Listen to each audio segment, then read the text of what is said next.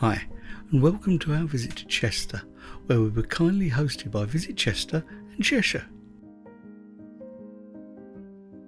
Chester is a city in the northwest of England, reasonably close to Manchester and Liverpool, and on the border with Wales. In this video we'll take you on a tour of this historic city, including the Rose, the Roman Amphitheatre, the Cathedral, the Eastgate Clock, the Weir, the Castle, the Old Dee Bridge, Queen's Park Bridge, the Groves, Chester Basin, the Storyhouse, the Grosvenor Museum, the Townhall, where you'll find the tourist information, Chester Racecourse, and last but not least, Chester Market. Oops, I forgot to mention we'll also walk the Roman walls. How did we fit all that in under 48 hours with the odd watering stop thrown in too? Well, Chester's not that big. Less than a mile from corner to corner of the old town, nor is it particularly hilly. Sure, there's a fair drop from the Northgate to the towpath of the Shropshire Union Canal, but it's not too demanding. So without further ado, let's take a look at Chester. Let's start with our accommodation, Hotel Indigo. Hotel Indigo is an IHG hotel, which means you're guaranteed style and sophistication. It also includes the relaxed fine dining Fort restaurant. Hotel Indigo is half a mile or a 10-minute walk from the Chester Cross, which I guess marks the centre of Chester. So as we step outside, it's just a couple of minutes walk to Foregate Street and a few minutes to Eastgate. The original gate led to the Roman fortress Diva Vitrix. This gate was constructed in 1768, and on top of it is the Eastgate Clock, said to be the most photographed clock other than Big Ben in the UK. So let's climb up Chester city walls and take a look. As you can see from the date, it's Victorian, built to commemorate Queen Victoria's Golden Jubilee. The 1897 date is a bit misleading because it was publicly unveiled on the 27th of May 1899, the Queen's 80th birthday. You'll notice the clock faces are covered. That's because in 1998 someone made off with their hands, and it wasn't until 1992 that the electrical mechanism replaced the mechanical one. Anyway, it's time to wander. Let's follow the city walls south. Now earlier I called these the Roman walls. They follow the path of the old fortified Roman city, linking together the gates. But the city walls take us nicely through the history of Chester, as we'll discover on our walk. And in no time at all we arrive at the Newgate. This is a relatively new bridge, built in 1937 to aid traffic through the city of Chester, but it keeps a medieval theme. It's also a place where you can find decent elevated views of the Roman Amphitheatre just outside the city walls. And there are also other elements of Roman life that can be captured too. Let's head down to the Roman Amphitheatre to check it out. I think the design of Newgate is quite sympathetic, rather than looking too modern. Chester's Roman Amphitheatre is the largest unearthed in the UK, and it was only rediscovered in 1929 by accident. However, it lay in the path of a new ring road around Chester, and it took several years for that to be resolved, until 1939 actually, and the war intervenes, so the excavation proper didn't start until 1957. The first amphitheatre is believed to have been built in the late AD 70s, but was soon enlarged. But version 2 fell into disuse, and the final amphitheatre was constructed in AD 275. It was thought to have been used for various entertainment, from cockfighting, bull baiting and the usual gladiatorial sports. The final structure consisted of a 12-metre high stone eclipse shape, 98 metres along the long edge and 87 along the shorter. The amphitheatre could seat 8,000 people. This is how the amphitheatre may have once looked.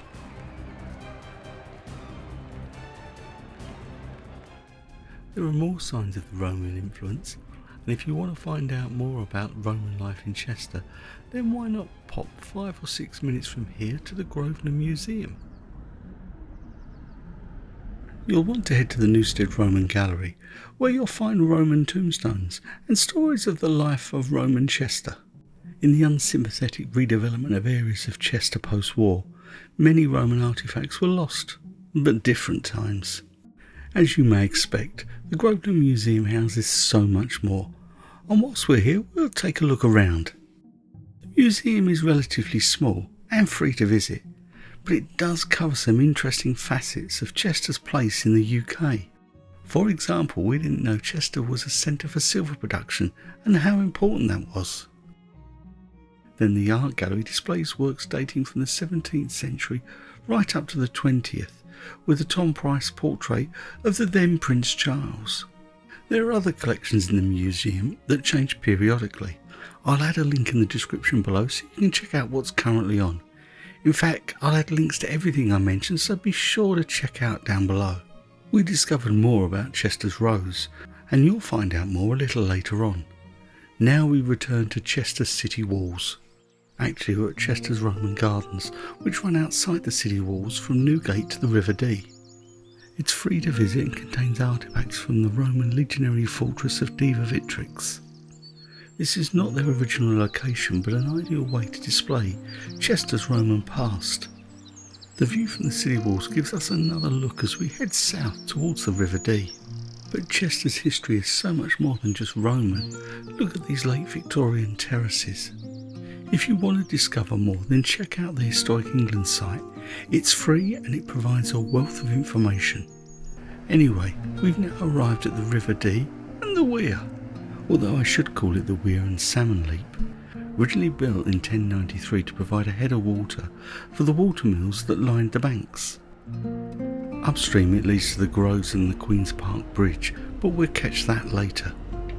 For now we'll step onto the Old Dee Bridge. There was a crossing here, possibly dating back to the Roman era, and replaced many times over the years, with the current iteration built in the 14th century, with further modifications in 1826. It's constructed of the red sandstone that features throughout much of the city. Now we have one of Chester's historic entrances, Bridgegate. The original gate was built in the 1120s and again changed many times over the centuries. This version was constructed between 1781 and 2 and designed by Joseph Turner. So it's back to the city walls, and for reference the total distance around the walls is just under 3 kilometres or 1.8 miles. Remember, if you're enjoying this, then we'd love you to give us a like, and if you enjoy our style of video, then why not subscribe? We are on our way to Chester Castle, operated by English Heritage and only open for limited hours at the weekend. Originally built in 1070, but what you see before you dates from the latter part of the 18th century. However, parts of the medieval heart are intact if you're able to visit. Crossing at a break in the city walls at Grosvenor Road, we reach Chester Racecourse. During Roman times this was a massive harbour, with access to the Irish Sea via the River Dee. It's silted up over the centuries. Chester Racecourse is recognised as the oldest racecourse still in operation, with the first recorded races dating back to the early 16th century. If there's a race meeting on, then you can head in, place your bet on your horse and enjoy the experience. Or the cut price alternative is to enjoy it for free from the city walls. One of the many things, and there are many, that we liked about Chester are the information boards at key points of interest. If you're planning your trip, then the Visit Chester and Cheshire website is also an excellent resource. Passing the racecourse, we find ourselves at the next feature on Chester's city walls, and that's the water tower. And again, one of those wonderful information boards detailing how it would have looked in medieval times. It looks a little different today, but it's nice to understand the history. This was a significant port in the northwest of England for over 1500 years. We're now at the northwest corner of the city walls, and in the distance we can see the Chester Basin, part of the Shropshire Union Canal. We're touching on Chester's industrial past, and we'll revisit that a little later when we return to the Chester Basin. As we make our way along the north edge of Chester city walls, we reach Pemberton's Parlour, built in the early 18th century.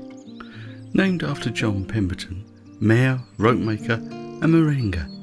That's someone responsible for collecting the taxes to maintain the city walls.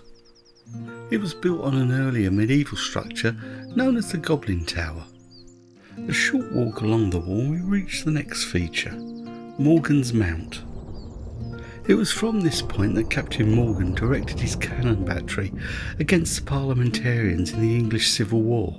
It's the last time the city walls were used in a defensive capacity. In Georgian times, many of the medieval structures on the walls were demolished to enhance the walkway.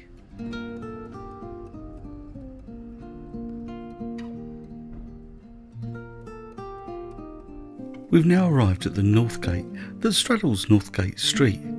We'll be back here later on our way to Chester Basin.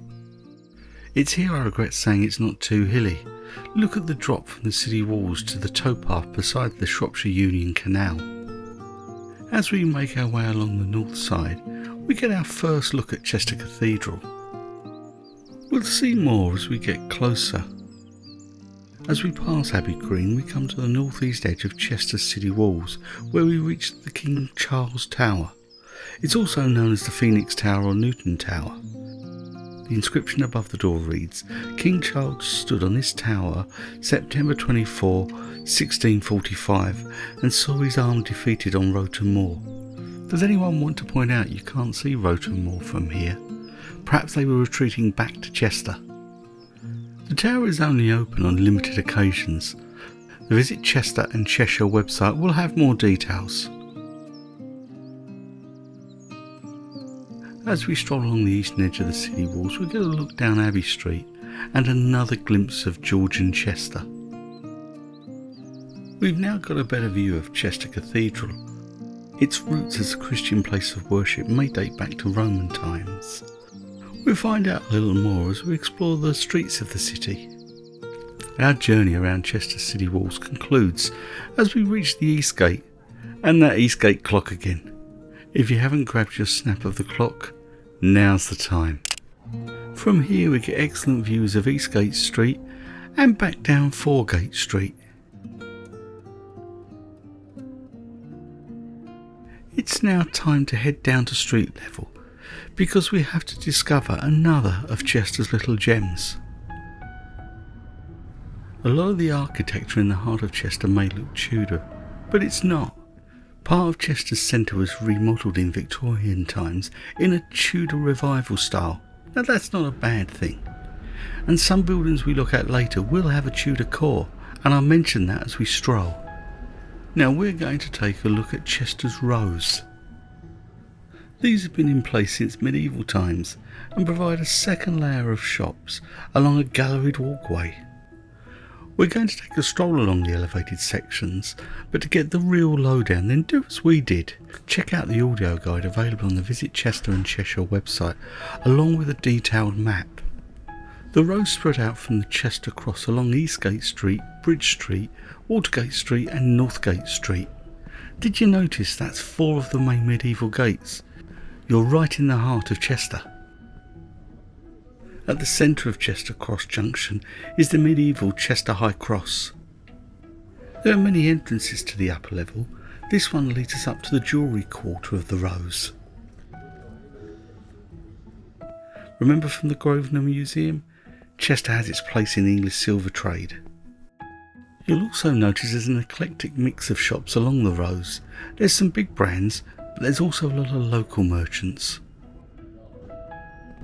Then there's little surprises, like St Michael's Row, built at the turn of the 20th century.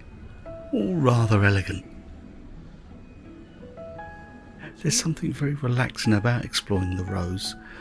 The pace of life just seems to slow a little.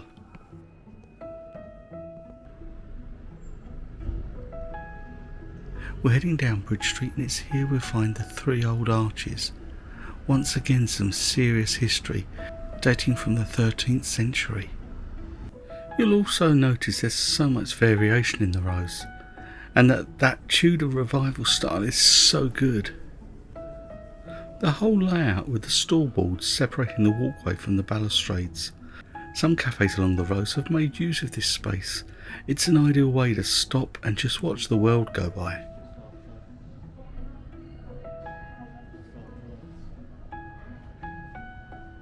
As we reach Chester Cross again, with St Peters Church in the background, it's time to head along Watergate Street. The rows have been described as Britain's first shopping arcade, and I can understand why. There's so much variety as you pass each individual storefront. Once you get to the end of the rows on the south side of Watergate Street, you come across the old Customs House Inn. We're 17th century now.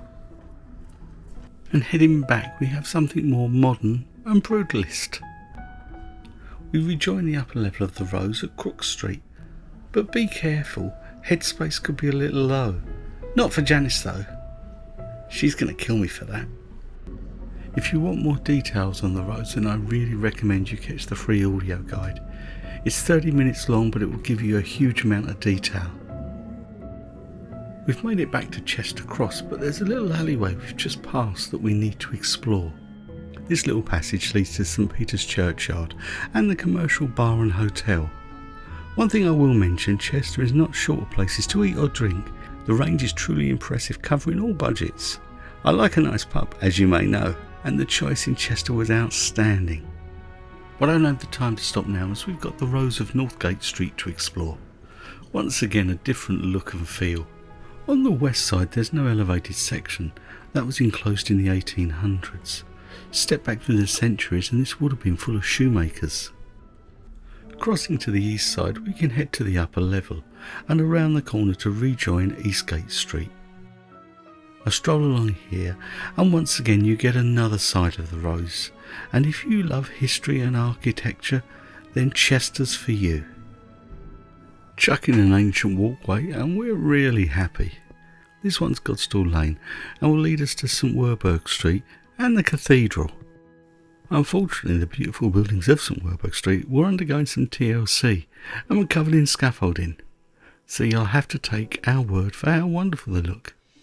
Back at the Cathedral and we're looking at what was once the Abbey Church of the Benedictine Monastery dedicated to St Werburgh. After the dissolution of the monasteries under Henry VIII, it became Chester Cathedral in 1541. It took over the role of cathedral from St John the Baptist Church, which you'll find close to the Roman Amphitheatre. To be honest, there's so much of the story of Chester Cathedral, I'm going to dedicate a whole video to it, so keep an eye out for it at the end of this. In the short time spent in the cathedral, the weather was perked up, so now it's time to take a short stroll to the Townhall on Northgate Street. This is where you'll find Chester's Tourist Information Centre. We're now going to head up Northgate Street, past the Storyhouse, which we'll visit later, to Northgate, which you may remember from our stroll around the city walls. Despite Chester's centre being relatively small, there's plenty to explore. How long should you stay? Well, that's down to you. But there's plenty for a little mini break. But should you want to stay longer and explore more of Cheshire, then the city can easily accommodate you. We're now back at Northgate again. Just under the Northgate Bridge you'll discover the Bluecoat School. Built in 1717 to house a charity school to educate the poor by the Society for Promoting Christian Knowledge. I just think it's a wonderful example of early Georgian architecture. Step back to the city walls and here you can see evidence of the Roman city walls at the lower levels, next to the Shropshire Union Canal, completed in 1779 to connect Chester and Nantwich, and this has propelled the city into the Industrial Revolution. Originally known as the Chester Canal, it had a checkered past, but now it's another great way to visit Chester, and who doesn't love a canal boat holiday? I found whilst researching this, Chris Harden narrowboats at nearby Beeston, just 6 hours away by boat. That'll be a lovely way to pop into Chester. We're now making our way to the Chester Basin, a quieter, more laid-back side to the city. It's from here the Shropshire Union Canal runs to Ellesmere Port. It's also an area that's undergone a bit of a transformation in recent years. I like the mix of the new and old. I also like the look of Telford's warehouse. Let's see if I can persuade Janice we should take a break. Running next to the Chester Basin is a branch of the canal that links to the River Dee and out through Wales to the Irish Sea. You do have 1 or 2 locks to negotiate though.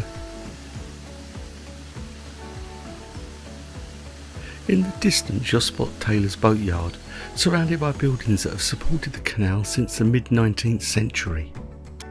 It's a very romantic feeling of a bygone era, but in reality it must have been a hard life working on the canals. Talking of hard work, it's now time to pop into Telford's Warehouse. This was a great pub with friendly staff, great fresh food and a fine selection of drinks. But now I need to transport you to Lower Bridge Street, to the next part of our story of Chester. We're only just over 300 metres from Chester Cross and heading back to Bridgegate and the Weir. You get to see a selection of great pubs of Chester, but so much history too. If you check the Historic England site, so many are grade 1 or 2 listed. The Bear and Billet dates to 1664, but the reason I brought you here is to take you along the groves. You may have noticed the name Grosvenor appearing a lot through Chester. The clue is that a lot of the city is owned by the 7th Duke of Westminster, whose family name is Grosvenor. We can trace the story back to Sir Richard Grosvenor, 1st Baronet, who became High Sheriff of Cheshire in 1602. Through his family line, Chester cemented its link with the Grosvenors. Once again, we found a lovely place to relax in Chester on the banks of the River Dee, with the magnificent Queen's Park Bridge in the distance. Another side to Chester, this is the second Queen's Park Bridge. She was built in the 1920s, replacing an earlier design constructed in the 1850s. She connected the city of Chester to the Victorian Queen's Park development. If we had more time, we would have strolled along the bankside here to Chester Meadows. One for next time. As we stroll back, I think it's time to mention a few names linked with Chester. The comedian Russ Abbott, from sports Beth Tweddle and Ben Foden, the radio DJ Namone, and from the screen the late great Ronald Pickup, the always impressive Tom Hughes, and James Bond himself, Daniel Craig. The more we experienced Chester, the more we loved it. I'd love to know your thoughts if you visited or if you're a local. Where do you think we've missed? Where or what should we go and do? Please leave us a comment below with your advice. We're now going to stroll up to Grosvenor Park. See, that name appears again. Another wonderful open space to come and relax, although I have to admit I was disappointed to find out the Ferris wheel was temporary. No prizes for guessing who the statue's of. It's now time to jump back to the centre of Chester, close to the Townhall. And time to address one of our preconceptions. Chester's just a historic Roman city. As you've seen, it's so much more. And let's look at Chester Market. This is a thoroughly modern experience, but you can see it reaches out to Chester's past. It's part food market, part high quality food hall, and certainly another great place to stop and be fed and watered.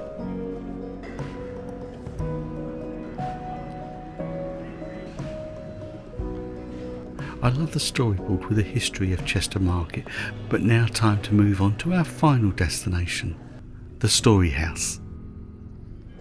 Set in the 1930s former Odeon Art Deco cinema, the Storyhouse is a theatre, cinema, library and community hub. It's where we came for our final evening to grab a little bite and reflect on a wonderful couple of days in Chester. Thank you, Visit Chester and Cheshire, and adieu. Until next time. I hope you've enjoyed our video. Stay safe, stay well, and happy travels.